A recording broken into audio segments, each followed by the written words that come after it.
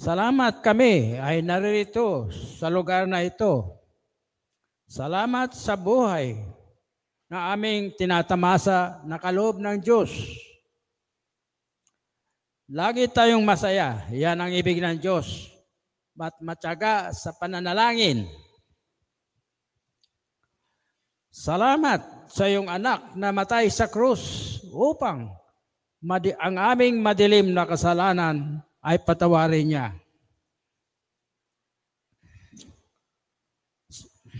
As we start our service worship, Lord, pagpalain mo kami upang maunawaan ang mga salita mo na dapat na mailagay sa aming isipan.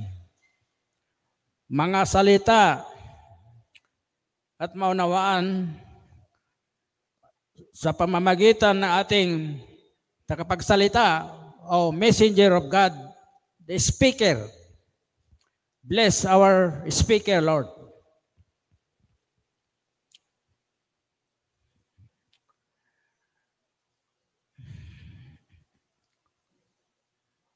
Bless, gawin sa pamamagitan ng speaker para maisalin sa amin his lesson sa aming mga salita na gabayan. Gabayan mong mga kaibigan na papunta dito sa lugar na ito. At protektahan mo kami sila sa lugar na ito. May you guide them. At pagalingin mo ang aming mga kaibigan na may karamdaman at ang kanilang mga gamot ay pagpalain mo. Lord, as we in this day we pray in the name of our Lord and Savior Jesus Christ. Amen. Thank you. Salamat kapatid. Sa ating Bible study ngayong umaga, ating pong ipagpatuloy yung naumpisa natin last week. So, sino po yung makakalala sa ating lesson? Our lesson last week was about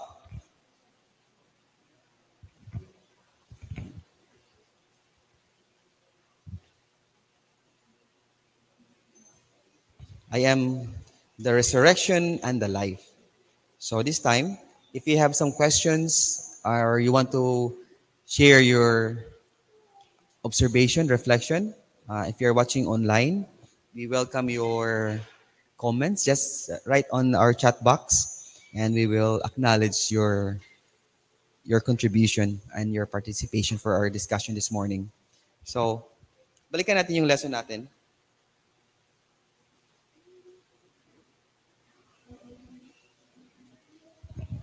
Doon muli tayo sa John chapter 11.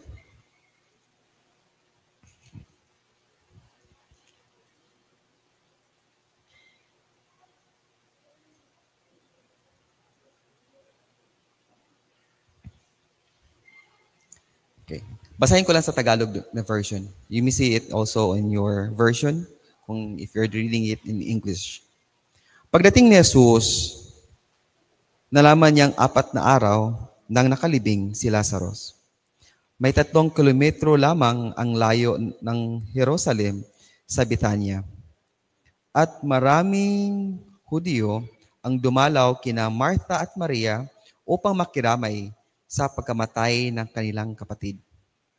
Nang mabalitaan ni Martha na dumarating si Jesus, sinalubong siya nito, ngunit si Maria na may naiwan sa bahay. Sinabi ni Martha, Panginoon, kung narito po kayo, hindi sana namatay ang kapatid ko. Subalit alam kong kahit ngayoy ipagkaloob sa inyo ng Diyos ang anumang hingin ninyo sa Kanya. Muling mabubuhay ang iyong kapatid, sagot ni Jesus. Sumagot si Martha, alam ko pong siya'y mabubuhay muli sa huling araw.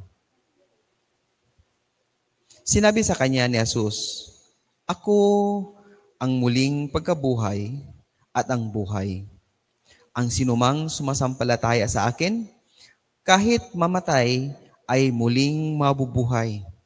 At sinumang nabubuhay at sumasampalataya sa akin ay hindi mamamatay kailanman. Naniniwala ka ba sa sinasabi ko? 27. Sumagot siya, or si Martha, "Opo, Panginoon. Naniniwala po akong kayo ang Kristo, ang anak ng Diyos, na inaasahang darating sa sanlibutan." Verse 28.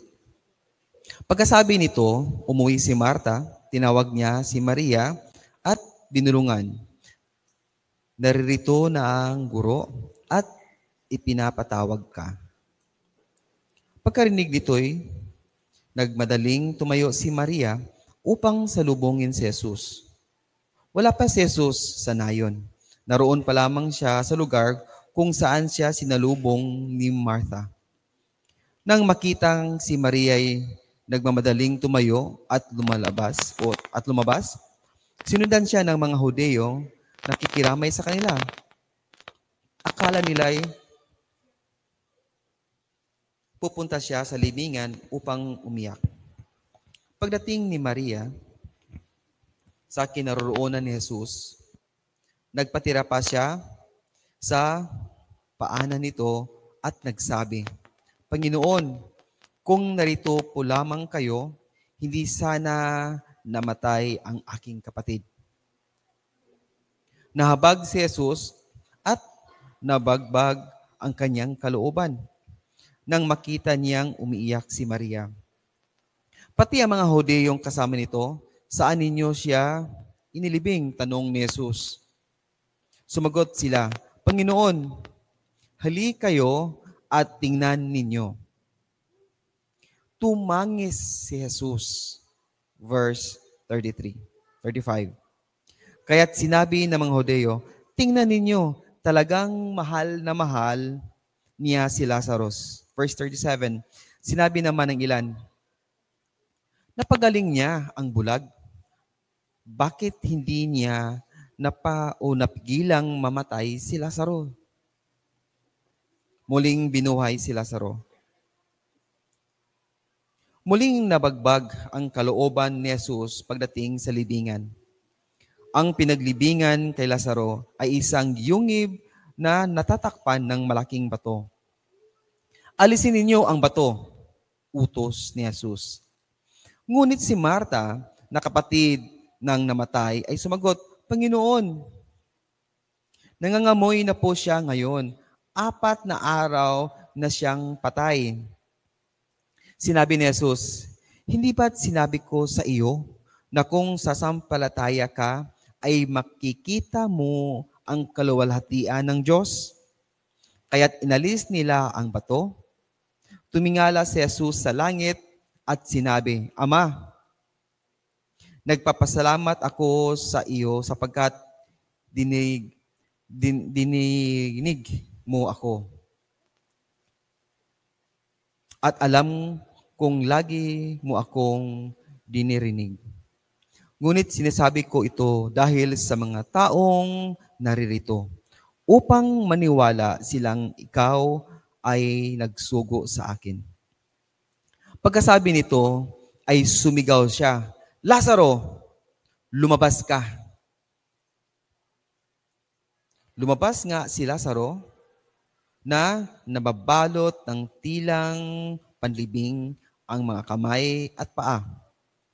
May nakabalot ding tela sa mukha niya. Inutos ni Jesus sa kanila, "Kalagan ninyo siya," at nang makalakad siya. Marami sa mga Hudeyong dumalaw kina Maria ang nakakita sa ginawa ni Jesus at sumampalataya sila sa kanya. Ngunit may ilan sa kanila na pumunta sa mga Pariseo at ibinalita ang ginawa ni Jesus. Kaya't tinipon ng mga punong pari ang mga Pariseo, ang mga kagawad ng kataas-taasang kapulungan ng mga Hudeo. Kanilang sinabi, "Ano ang gagawin natin? gumagawa ng maraming himala ang taong ito. Kung siya'y pababayaan nating magpatuloy sa kanyang mga ginagawa, maniniwala sa kanya ang lahat. Paparito ang mga Romano at wawasakin ang ating templo at ang ating bansa. Yan po ang salita ng Diyos. Ama, salamat muli sa pagkakataon ito na narinig namin ang iyong salita, nabasa namin ang iyong salita. Naway buksan nawa ang aming puso't isipan at palakasin ang aming pananampalataya sa inyo. Naway hindi lamang sa salita, kundi sa gawa. Upang ang aming pananampalataya sa inyo ay magiging gabay rin sa iba na sila rin ay lalapit at mananampalataya at sumasampalataya sa inyo. At ito ay aming dalangin sa ngalan ni Jesus. Amen. So this time, we will go down to our discussion.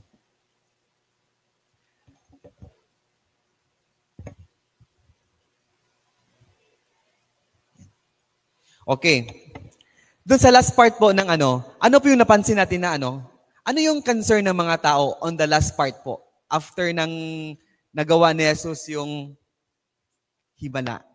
Ano yung concern nila? Sa verse po, yung pinakahuling verse po na nabasa natin, ano po yung pinaka-concern ng mga tao?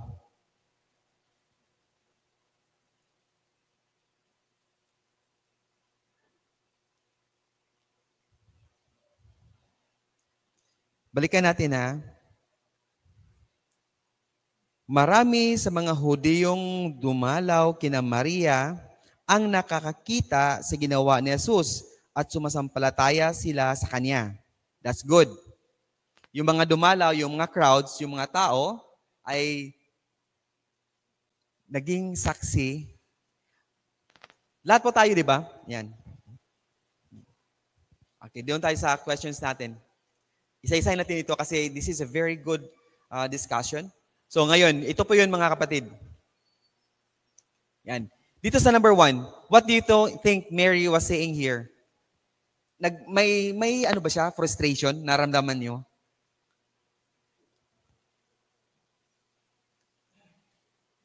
Dito sa tanong na to, my brother would not have died. Sa tingin niyo, at this very moment, since nakita na natin yung buong istorya, sinadya ba ni Jesus na mag-delay siya sa pagpunta? Okay, isang tanong. Kaya-kayang pagalingin ni Jesus yung sakit ni Lazaro? Kaya. Ang second question, bakit kaya nag-delay si Jesus o bakit sinadya niya na maging delayed pa siya ng 2 days bago sila nagpunta sa Betania?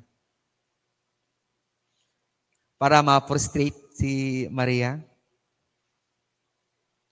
Para maramdaman ni Maria at ni Martha na, ay nako, buti pa yung ibang tao. Binibigyan ng time ni Jesus. Pero tayo, di ba? We already sent someone to tell Jesus that we need help. Ngayon, nasaan na si Jesus? 2 days na. Ano nangyari sa kapatid ko? Kaya nung nakita niya si Jesus, na-excited siya na nakita niya si Jesus. In this context po, in this passage, tingin ninyo, of course, hindi, di ba? Kasi, Brad, kung, example, Brother Bong, kung best friend mo ako, dapat 2 days ago nandito ka na. Ba't ngayon ka lang dumating, Brad? So, ano yung feeling ni Maria at this moment? How do you describe her feeling?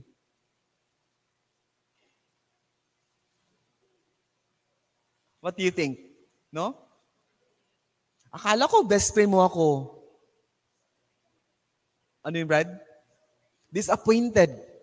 Kasi, malaki ang konsekwensya. Namatay yung kapatid ko kasi hindi ka dumating sa insaktong oras. O kahit doon sa malayo, sinabi mo lang na, okay, Lazaro, you shall be healed. Wala kang ginawang ganun, Jesus Christ. Alam ko na walang imposible sa'yo, pero bakit mong hinayaang mamatay ang kapatid ko? Naging pabaya kaya si Jesus? Hindi naman Pero anong pakiramdam ni Maria? frustrated, ano pa? Disappointed. Hurt siya, she's in pain. Wala naman sigurong pupunta ka sa yung funeral na nagsisitawanan ng mga tao. Hindi, wala ganun. Nagluluksa sila. And kasama sa pagluluksa nila, kasi it could have been prevented. Di ba sabi niya, Lord, if you had been here, wala sanang ganitong eksena. Okay. Next one. In verse 33, therefore when Jesus saw her weeping and the Jews who came with her also weeping, he was deeply moved in spirit and was troubled. And he said, where have you laid him? What caused Jesus so troubled here? Okay, if you're also watching online, you can also drop on our chat box. What makes Jesus Christ so troubled in this moment? We have 10 minutes more. What caused him so troubled? Nung nakita niya yung may namatay? Or nakita niya kasi maraming nalungkot? O kasi marami pa rin siyang nakita na walang tiwala sa kanya? Agree ka, Brother Bong? Hindi siya naging troubled kasi may nawala, may namatay. Kundi, na-troubled siya kasi hanggat bag ngayon, nagda-doubt pa rin kayo. Sabi niyo, sumasampalataya kayo sa akin. Sabi niyo, naniniwala kayo sa akin. Sabi niyo, ako si Kristo, ako yung sugo ng Diyos. Pero, but may weeping. And the Jews were also weeping. Supposedly, when I come, I could have said, or you could have said, here is our Savior. Pero, valid din naman nga. Bakit? Paano ka maging Savior? Patay na nga yung isi-save mo. Parang ganun yun, di ba? Yung eksena. So, we are trying to develop here the scenario. Yung we are trying to put ourselves into the shoes of this crowd and also to these immediate disciples of Jesus Christ. Anyone can be a disciple. Tama? But not all disciples can be a true disciples. Agree? We can all say, yes, Lord, when the times are good. But when times are like this, Lord, where are you? Akala ko, Lord, love mo ako. Don't we hear that kind of crying? Weeping? Kulang sa, kay Obejero, sabi niya, kulang sa faith ang nakit. That's true. Yes, brother. Thank you. Kulang sa faith.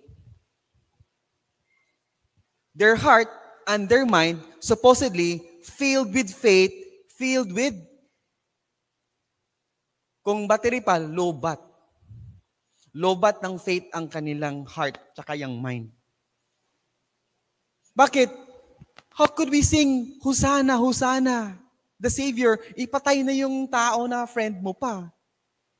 Okay lang, hindi mo siya kilala, close friend mo siya. Kaya, ganun. Pero, si Jesus, He was so deeply moved because of their unbelief. Jesus wept. So the Jews were saying, see how He loved Him. So, paano ba mag-wept?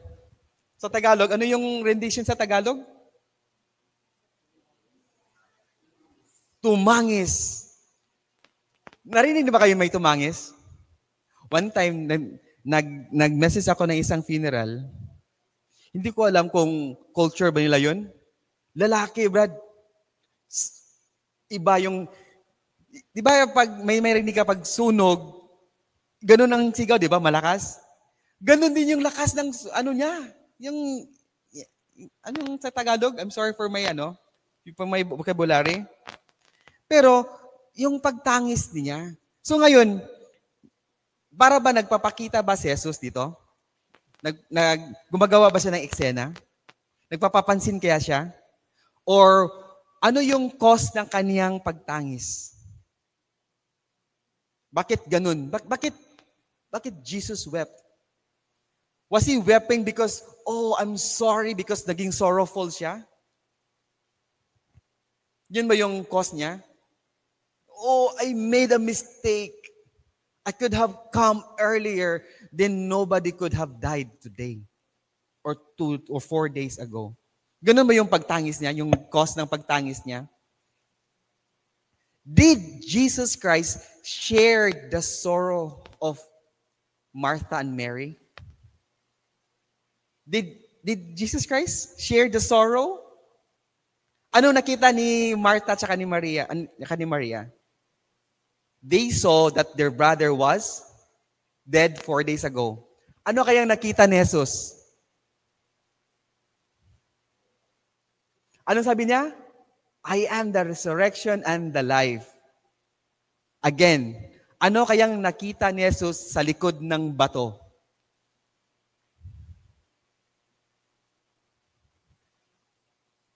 Kaya siguro siya tumangis kasi he cannot believe. Especially his immediate 12 disciples.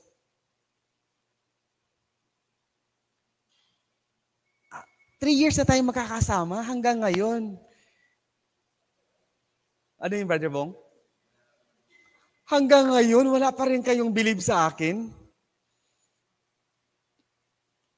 Before this, ano yung ginamot ni Jesus? Actually, wala siyang ginamot eh.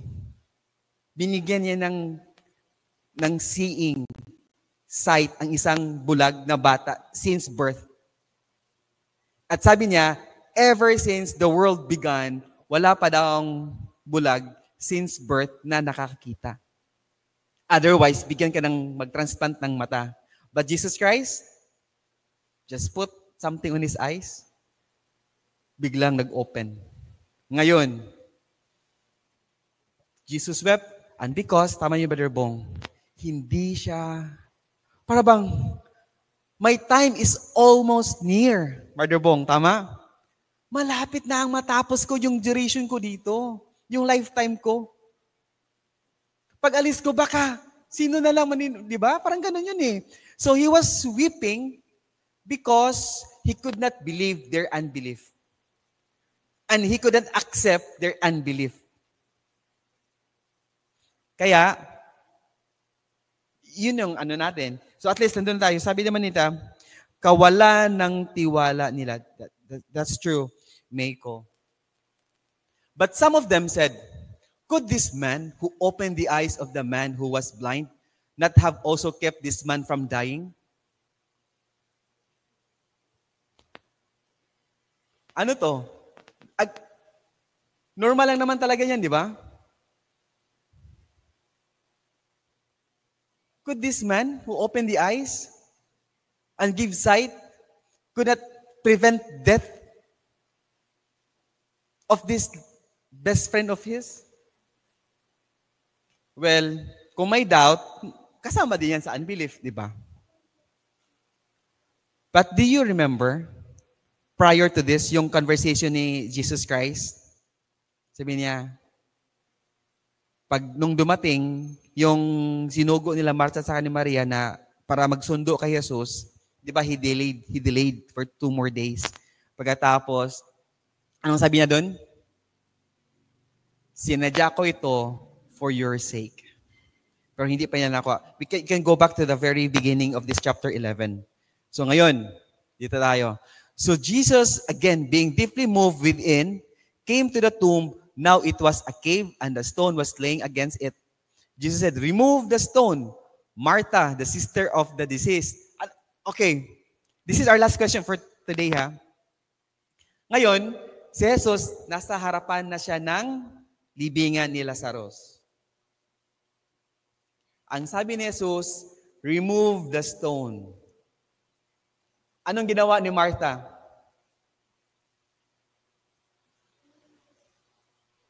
Anong ginawa ni Martha?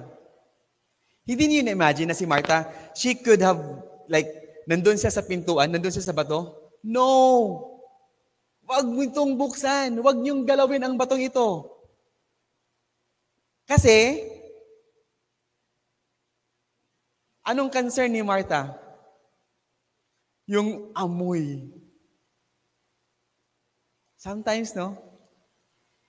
Yung concerns natin naging yung mga trivial na bagay when our concern could have been something major.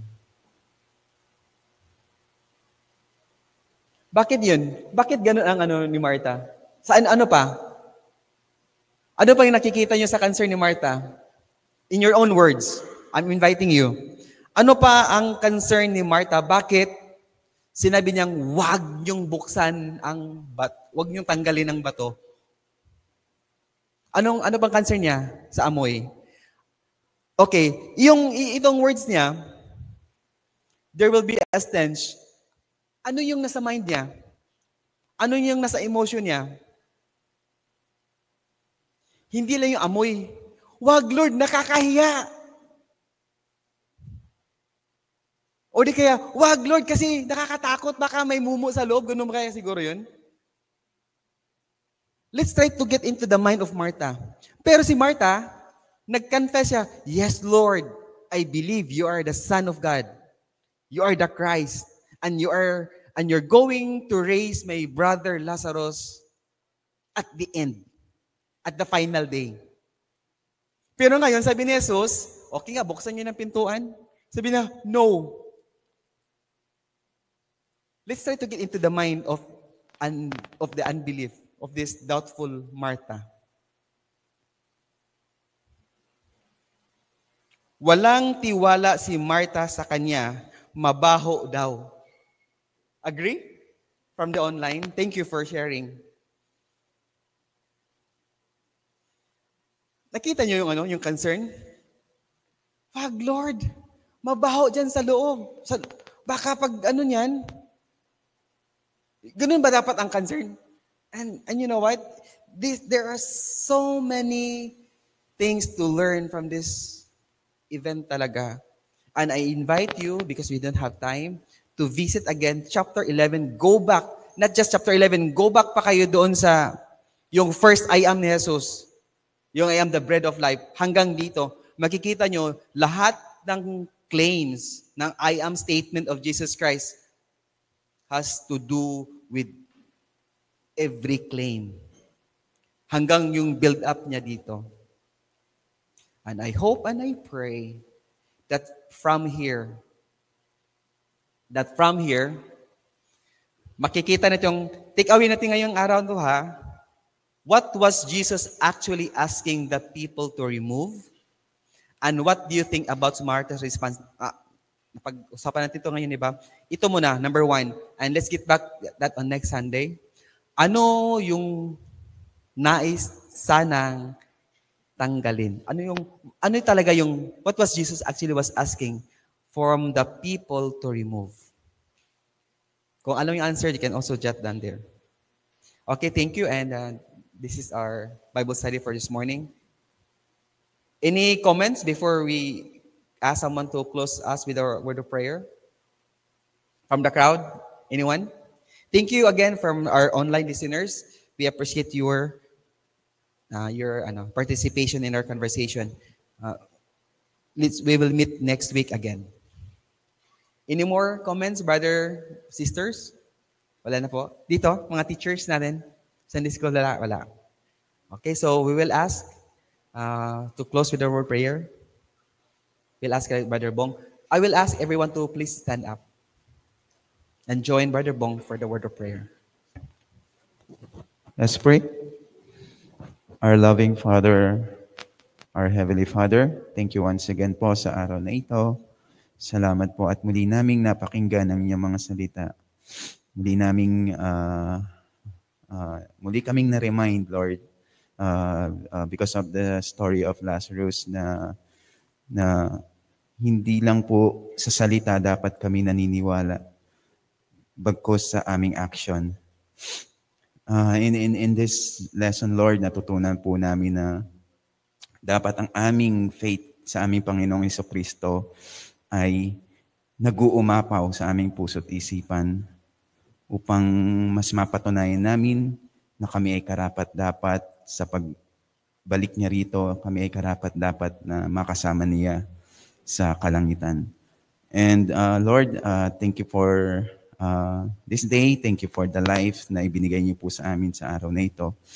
And naway ang lesson na ito ay mamuhay po sa aming puso't isipan and ma-remind po kami every day sa buhay namin na Jesus is only the way, He is the life, and He is the truth. At naway gayon din gabayan niyo po ang mga kapatid namin na papunta pa lamang dito. Thank you for everything, Lord. We love you so much. In Jesus' name we pray. Amen. All right, thank you. And I encourage everyone to go around and meet and greet. We have about 5 minutes break.